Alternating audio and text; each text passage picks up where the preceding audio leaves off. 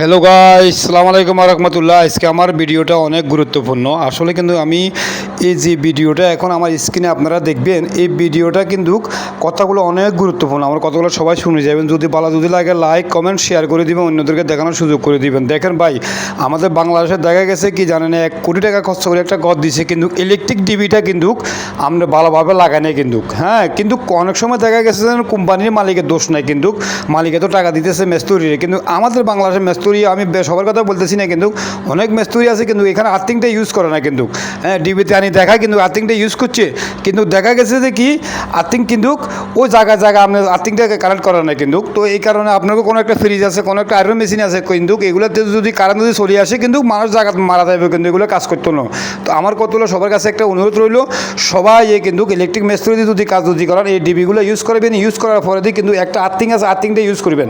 আমার এখানে সবগুলো দেওয়া আছে, দেখেন সাইডে দিয়ে আর্থিংয়ের বাসবার আছে, নিউট্রালের বাসবার আছে, এলসিবি আছে, এর ভিতরে আইসোলেটার আছে, এর ভিতরে সার্কিট ব্রেকার আছে।